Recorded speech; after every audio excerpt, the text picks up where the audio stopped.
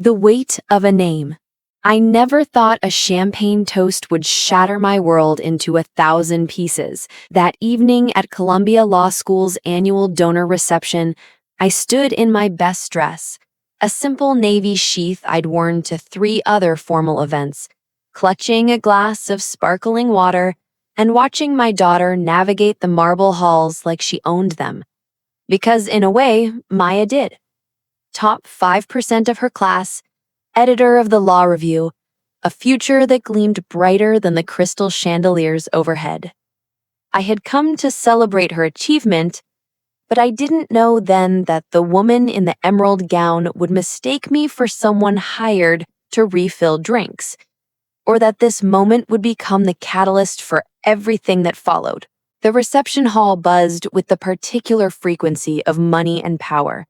Measured laughter, understated jewelry that cost more than cars, conversations peppered with references to summer homes and European conferences. I stood near a column, slightly apart from the clusters of donors and faculty, trying to make myself simultaneously invisible and appropriately present. The eternal immigrant paradox. My phone buzzed. A text from my colleague. "How's the fancy party? Don't let them intimidate you." I smiled at the screen. If only intimidation were that simple, a feeling you could choose to reject. But intimidation has layers, like sediment deposited over years until it becomes the bedrock beneath your feet. You don't always recognize it as something imposed from the outside. Sometimes it feels like truth. "Excuse me." A sharp voice cut through my thoughts. "We need more champagne at the Pemberton table. They've been waiting for 5 minutes." I looked up into the face of a woman perhaps 60 years old. Her silver hair swept into an architectural updo, her neck adorned with pearls that caught the light with each imperious tilt of her head. She wore her wealth like armor. The emerald gown probably cost what I made in a month. Her eyes swept over me with the particular kind of looking that doesn't really see. "I'm sorry, I think you've—" "The champagne," she spoke over me, each word precisely enunciated. "The Pembertons are major donors to this institution. Surely you understand the importance of attentive service." Heat crept up my neck. Around us, I felt rather than saw heads turning. The particular stillness that falls over a room when a scene begins to unfold. "I'm not—" "Margaret!" A man appeared at the woman's elbow, his hand light on her arm. Distinguished gray at his temples, a tuxedo that fit like a second skin. "Is everything all right?" "I'm trying to ensure our guests receive proper service, Richard," she said, her voice tight with the particular frustration of someone unaccustomed to obstacles. "This woman seems confused about her responsibilities." The man, Richard, looked at me for the first time. His gaze traveled from my dress to my face, and I saw the calculation happen in real time. The assessment, the categorization. I'd seen it 1,000 times before. "I'm sure there's been a misunderstanding," he said smoothly. "Perhaps—" "There's no misunderstanding." Maya's voice cut through the moment like a blade through silk. She materialized beside me, resplendent in a burgundy dress I'd helped her pick out last week, her hair pulled back to reveal the bone structure she'd inherited from her father. "This is my mother, Dr. Elena Reyes. She's not staff, she's a guest." The silence that followed had texture. Wait. Margaret's face underwent a series of micro-expressions. Surprise, confusion, then a carefully constructed blankness that was somehow worse than any open emotion would have been. "I apologize. In this lighting and with so many people—" She trailed off, the apology collapsing under the weight of its own insufficiency. "Mom, are you okay?" Maya's hand found mine, her fingers cold despite the warmth of the room. "I'm fine, Mija," I said, though my voice came out smaller than I'd intended. "Mrs. Pemberton didn't mean—" "Didn't mean what?" Maya's voice had an edge I recognized, the same tone she'd used at 14 when a teacher suggested she'd be more comfortable in the standard track instead of honors classes. Didn't mean to assume my mother was working here because she doesn't look like she belongs. Didn't mean to treat service staff like they're invisible. Which part didn't she mean? Maya, I squeezed her hand, warning, pleading. But Margaret Pemberton had recovered her composure. Your mother has doctor in her title. That's quite impressive. What's your specialty, Dr. Reyes? I have a friend who's a professor of comparative literature. I'm a federal judge, Ninth Circuit Court of Appeals. The words landed like stones in still water, ripples spreading outward. I watched understanding bloom across their faces, followed by something more complex. Embarrassment, yes, but also recalibration, a rapid reassessment of who I was, what I meant, whether they needed to care. Richard's expression shifted into something practiced and diplomatic. Judge Reyes, of course. I believe I read about your recent ruling in the environmental case, the one against Titan Industries, Morrison versus Titan. Yes. That was you? Margaret's voice had changed pitch, brightened with a particular kind of interest. We were just discussing that decision last week at the club. So controversial. I had no idea that I'd be standing in front of you at a law school reception. I finished for her. No, I suppose you wouldn't. The moment stretched, taut as a wire. Around us, I could feel the attention of other guests, drawn by the magnetic pull of conflict and status revelation. This was the kind of story people would tell later, over drinks or dinner. You'll never believe what happened at the Columbia reception. I think we should find our table, I said to Maya, my hand still in hers. The Huntington table, Richard said quickly. You're seated with Dean Ashford and Justice Chen. Please, allow me to show you. We can find it, Maya said, her voice still carrying that dangerous edge. As we walked away, I felt Margaret Pemberton's gaze on my back like a physical touch. I'd revealed my title, my credentials, the armor of institutional legitimacy. And in doing so, I'd made myself visible in a way I both needed and resented. The Huntington table was an island of relative safety, populated by academics and judicial colleagues who greeted me with genuine warmth. Justice Chen, a tiny woman with fierce intelligence radiating from every gesture, immediately launched into a discussion of my recent opinions, her questions sharp and engaged. But I couldn't fully settle into the conversation. My attention kept fragmenting, pulled toward the Pemberton table across the room. Margaret held court there, surrounded by people who leaned in to catch her words, their laughter rising and falling in practiced rhythms. Elena, Justice Chen's hand appeared on my forearm. You're 1,000 miles away. Sorry, Don't apologize. These things are exhausting. She followed my gaze toward the Pembertons. I heard there was an incident. Of course she had. Information moved through rooms like this faster than light. Just a misunderstanding, I said, the lie automatic. Was it? Justice Chen's dark eyes were knowing. In my experience, those kinds of misunderstandings are rarely accidental. Before I could respond, Dean Ashford stood, tapping his glass for attention. The room settled into expectant silence. Good evening, everyone. Thank you for joining us tonight to celebrate excellence, generosity, and the future of legal education. His voice faded into the background as I watched Margaret Pemberton, who sat with perfect posture, her expression attentive and engaged, a model guest, a pillar of the community. Someone who had looked at me and seen not a person, but a function, a role, a mistake to be corrected. The dean was introducing this year's scholarship recipients now, calling them to the front. Maya's name rang out, and I felt pride swell in my chest as my daughter stood, graceful and poised, making her way to the front of the room. Maya Reyes has demonstrated exceptional aptitude in constitutional law, Dean Ashford said. Her paper on Fourth Amendment protections in the digital age has been selected for publication in the Columbia Law Review. But what distinguishes Maya is not just her academic excellence, it's her commitment to using the law as an instrument of justice. This summer, she'll be clerking for Judge Elena Reyes of the Ninth Circuit. I felt the shift in the room's attention, the way heads turned to locate me. The Pembertons were looking now too, Margaret's expression unreadable, which is particularly fitting as Judge Reyes has become known for her principled rulings on environmental protection, corporate accountability, and civil rights.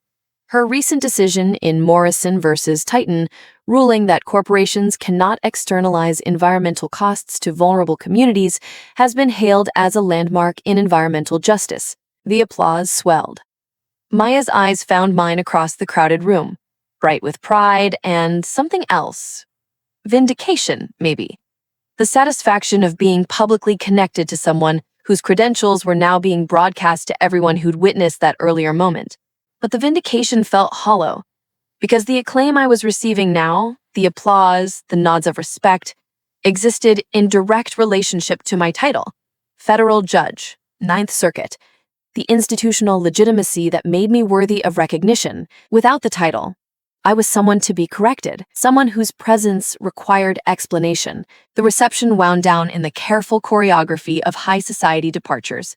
Farewells exchanged with precise calibration of warmth based on social hierarchy, business cards pressed into palms, promises to lunch or dinner that might or might not be fulfilled.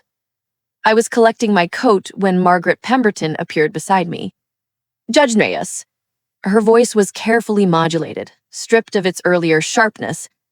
I wanted to apologize again for my error earlier. It was inexcusable, but understandable, I heard myself say. Her eyes widened slightly. I'm not sure what you mean. I mean that you looked at me and made an assumption based on how I appeared. My clothes, my face, the fact that I was standing alone rather than networking. And your assumption made perfect sense to you because it confirmed what you already believed about who belongs in rooms like this and who doesn't. Color rose in Margaret's cheeks. That's not. I simply made a mistake in the chaos of the evening. Did you make the same mistake with anyone else here tonight? The question hung between us. Around us, the room had gone quiet again, people sensing another scene unfolding.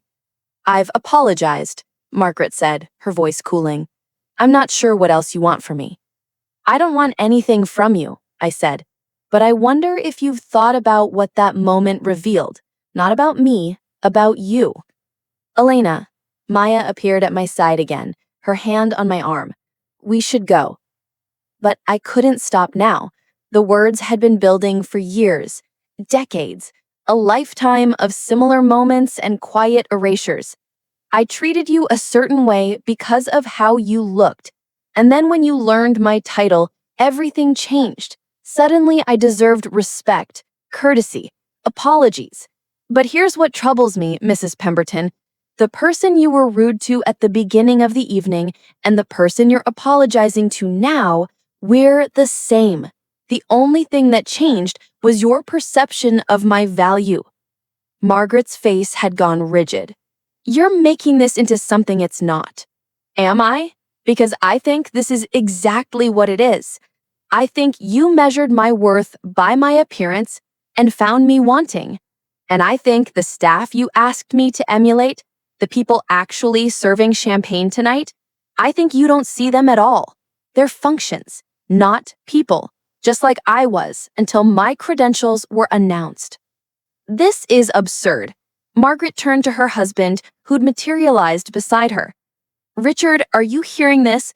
She's accusing me of being human, of operating with the same biases we all carry.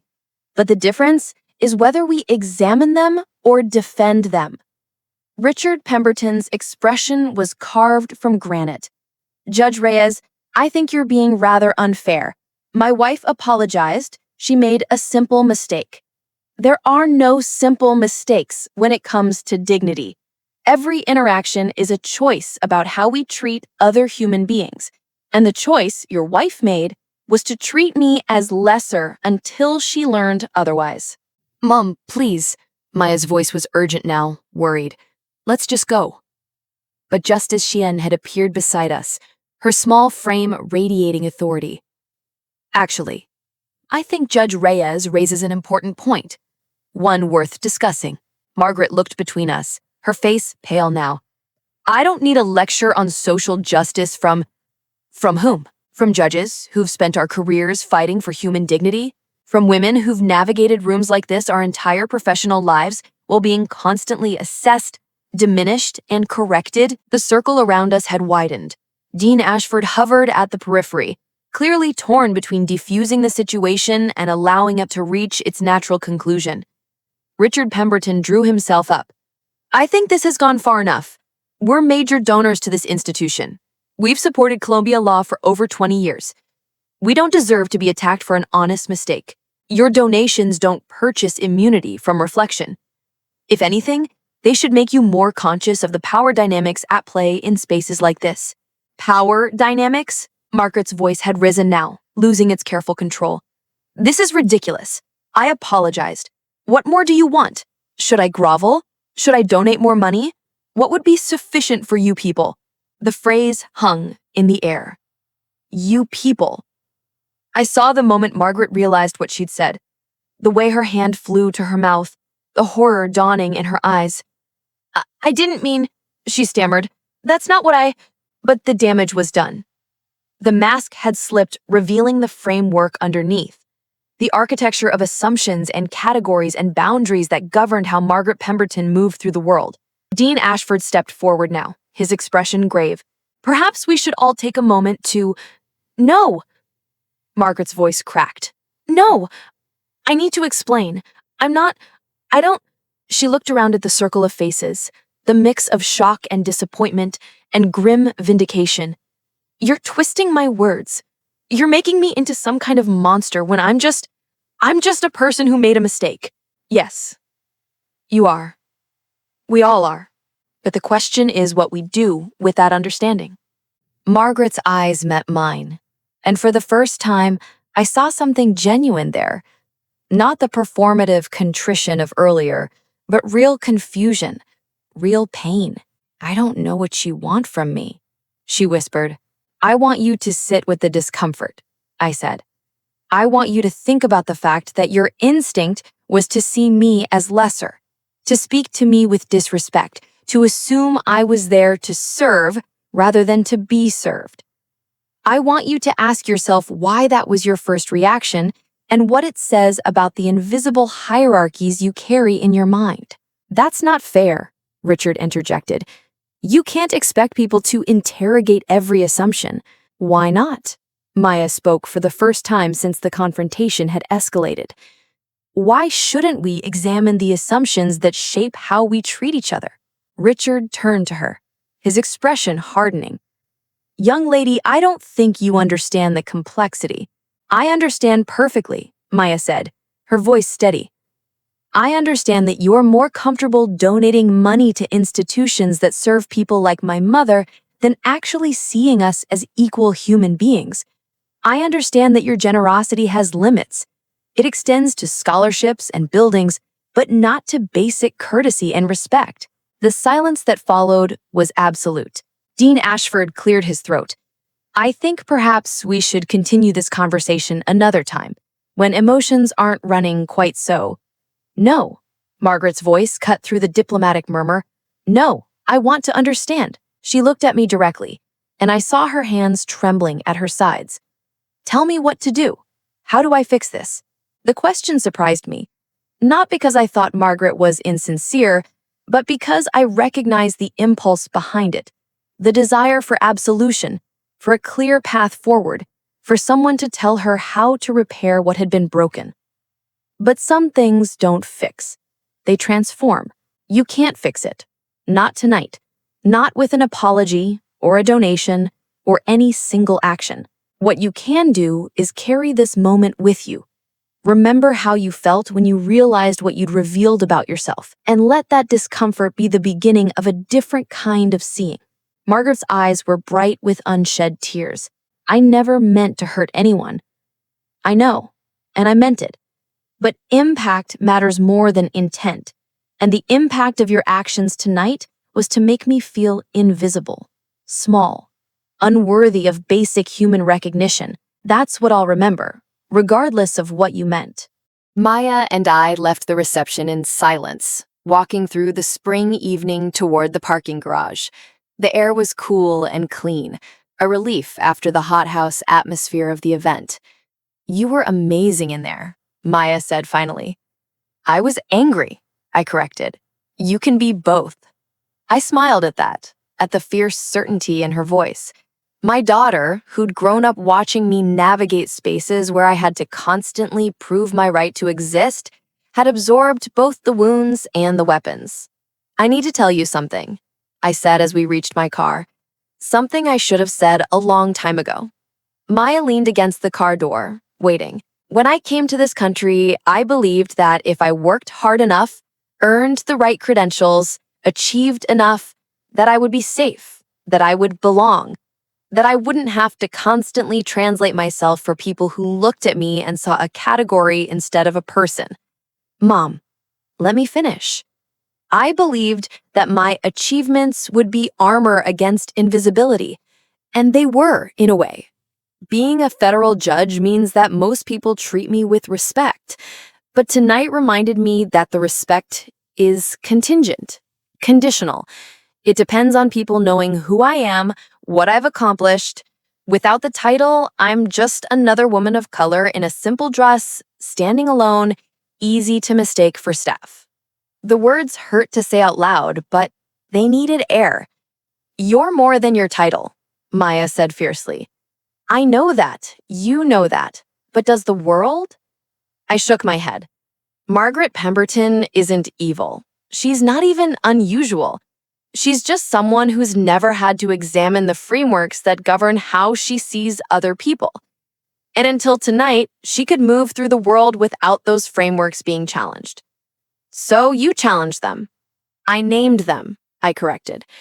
"That's all we can do, really. Name the invisible hierarchies, make visible the assumptions people carry, and hope that the discomfort of recognition leads to something like change." Maya was quiet for a long moment. Then, "I'm scared." "Of what, mija?" "That I'll become like them. That I'll go to law school and get hired by a big firm and start moving in these circles. And one day I'll look at someone and not really see them. That I'll forget what it feels like to be invisible." I pulled my daughter close, breathing in her familiar scent, coconut shampoo and the faint vanilla of her perfume. "You won't forget, because you'll remember tonight. You'll remember all the nights like tonight. And when you catch yourself making assumptions, you'll pause, you'll question, you'll choose differently." "Will it ever get easier?" "No," I said honestly, "but you'll get stronger." 2 weeks later, an envelope arrived at my chambers. Inside was a handwritten letter on heavy cream stationery, the kind expensive enough to announce its own importance. "Dear Judge Reyes, I've been thinking about our exchange at the Columbia reception. At first, I wanted to write to defend myself, to explain all the reasons why you were wrong about me, why the situation was more complicated than you understood. But I kept coming back to your words. Impact matters more than intent. You were right. It doesn't matter that I didn't mean to hurt you. I did hurt you. And more than that, my actions revealed something about myself that I'm not proud of. I've spent the last 2 weeks thinking about all the times I've made assumptions about people based on their appearance, all the times I've treated service workers as invisible, all the ways I've participated in the very hierarchies I thought I opposed. I can't fix what happened, but I want you to know that I'm trying to see differently now, to pause before I make assumptions, to recognize that everyone I encounter is a full human being, regardless of whether I know their credentials. I'm also making a donation in your name to the Columbia Public Interest Law Fund, not as apology or absolution, but as a small recognition that the best way to honor people's dignity is to support systems that expand opportunity for everyone. Respectfully, Margaret Pemberton. I read the letter twice, then set it on my desk and stared out the window at the city sprawling below. The afternoon light caught the edges of buildings, turning ordinary architecture into something transcendent. Was the letter enough? Would Margaret Pemberton actually change? Or would the discomfort fade as all discomfort eventually does, leaving her comfortable again in her assumptions? I didn't know, couldn't know. But maybe that wasn't the point. Maybe the point was that the confrontation had happened at all, that the invisible had been made visible, the unspoken named, the comfortable disrupted. Maya called that evening as I was leaving chambers. "Did you see the news?" "What news?" "The Pembertons just announced they're endowing a new scholarship at Columbia specifically for first-generation law students from underrepresented communities. Full tuition plus a stipend for living expenses. It's a really big deal, Mom." I thought about Margaret's letter, about the donation she'd mentioned. "That's good," I said carefully. "Is it enough?"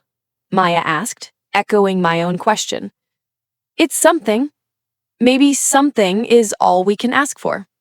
6 months later, I was invited to speak at Columbia's orientation for incoming first-year students.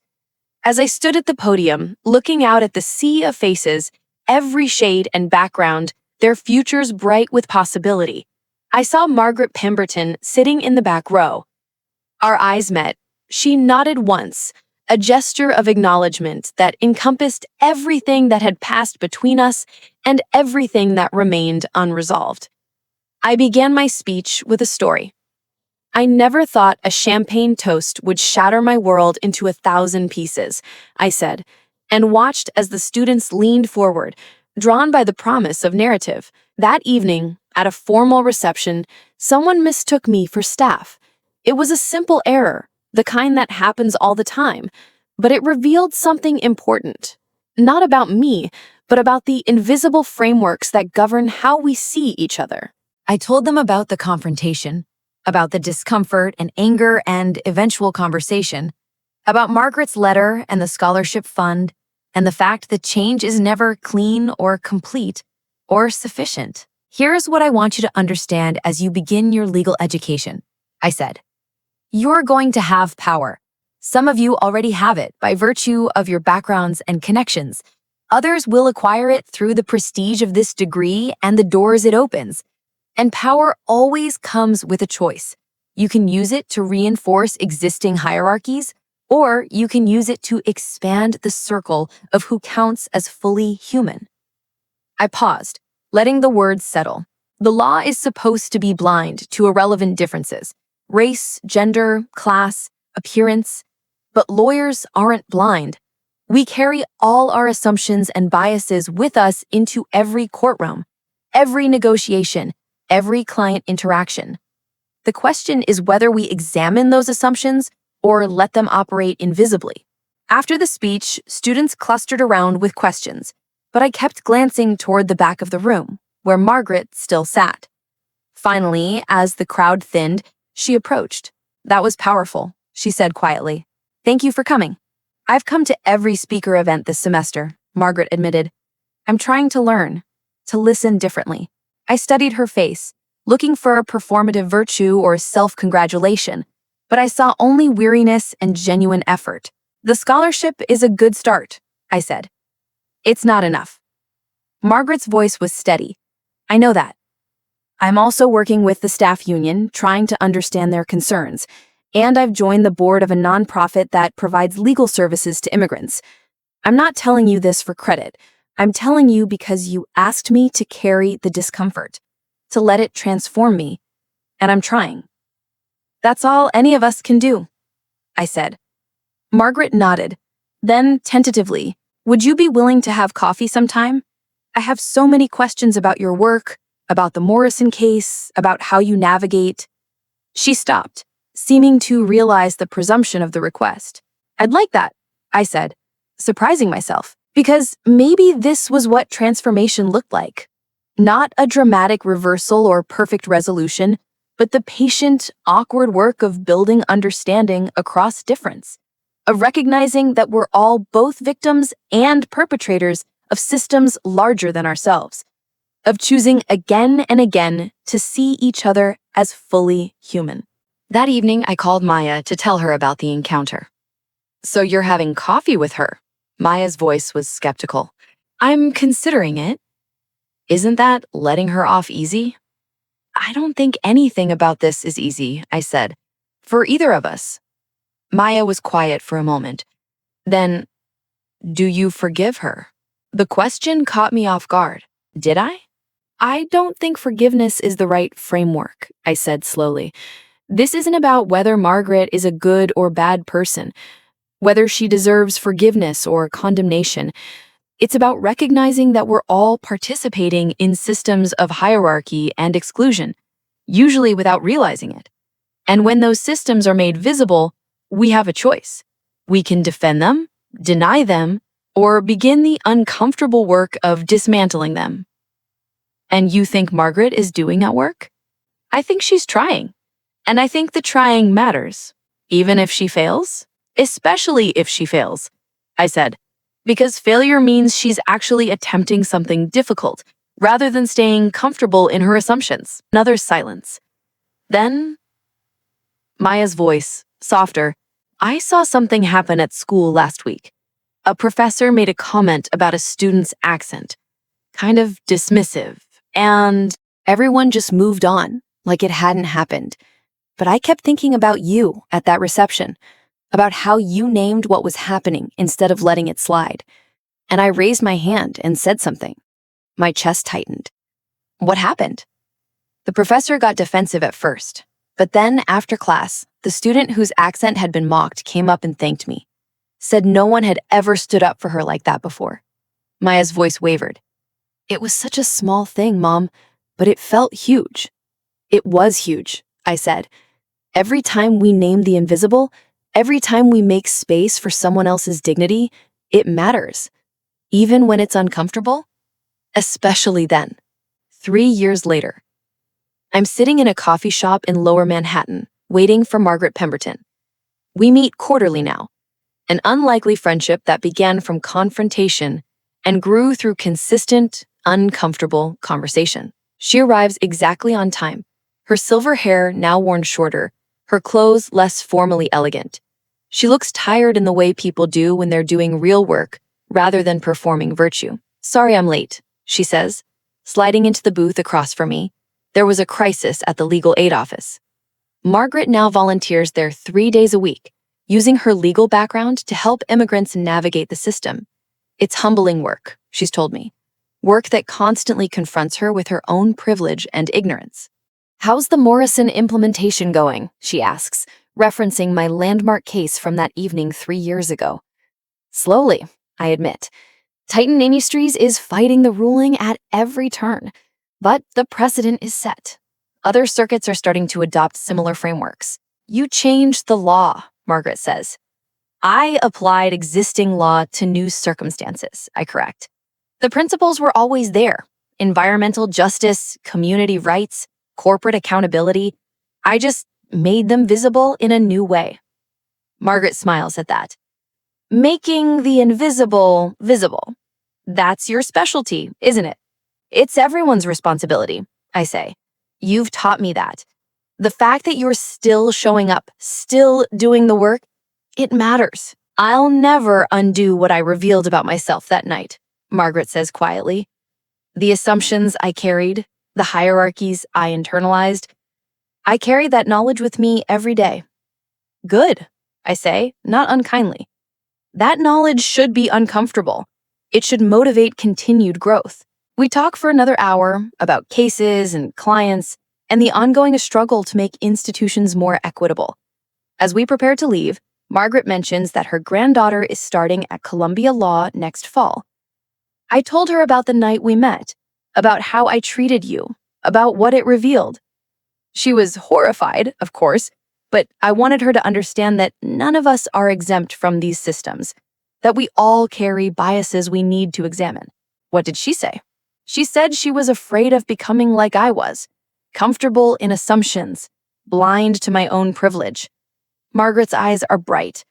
And I told her what you told your daughter. The fear means she'll remember. She'll pause. She'll choose differently.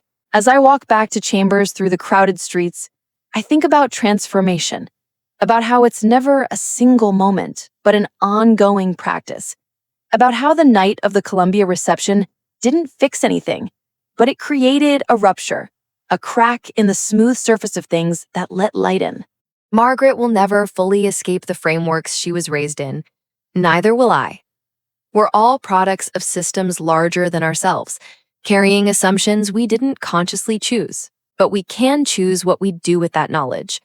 We can defend our assumptions, or we can examine them. We can stay comfortable, or we can sit with discomfort until it transforms us. We can look at people and see categories, or we can practice seeing human beings. That evening, Maya calls. "I got the clerkship," she says, her voice electric with joy. "Supreme Court, I'm clerking for Justice Chen." Pride floods through me. "Mija, that's incredible. I couldn't have done it without you, without watching you navigate these spaces, without learning how to name what's invisible." "You did this yourself," I say. "Your brilliance, your integrity, your commitment to justice. But you showed me what justice looks like in practice, not just in legal opinions, but in daily interactions, in how we treat people, in refusing to let disrespect go unchallenged." After we hang up, I sit in my chambers as twilight settles over the city. The buildings below are turning on their lights, thousands of small illuminations against the gathering dark. I think about that night 3 years ago, about how a moment of casual disrespect became a catalyst for transformation, not just for Margaret, but for me, for Maya, for everyone who witnessed what happened. The truth is, Margaret's initial treatment of me still stings when I let myself remember it fully. The dismissiveness, the assumption that I was there to serve, the way she looked through me rather than at me. But something else has emerged from that pain, a friendship built on honesty rather than comfort, a commitment to ongoing growth rather than performed allyship, a recognition that we're all capable of both harm and healing. I never thought a champagne toast would shatter my world into 1,000 pieces. But maybe some things need to shatter before they can be rebuilt into something stronger, something more honest, something that recognizes the full humanity of everyone it touches. The work of building that world is never finished, but every day, in small ways and large, we can choose to see each other more clearly, to name what's invisible, to sit with discomfort until it transforms us. That's the weight of a name, of a title, of a story that gets told and retold. And that's the promise of choosing, again and again, to recognize each other's dignity, even when, especially when, it's uncomfortable. Even when we fail, even when the work never ends. Because the work is the point. The seeing is the revolution. And every moment we choose humanity over hierarchy, we make the invisible visible. We change the world. One uncomfortable conversation at a time.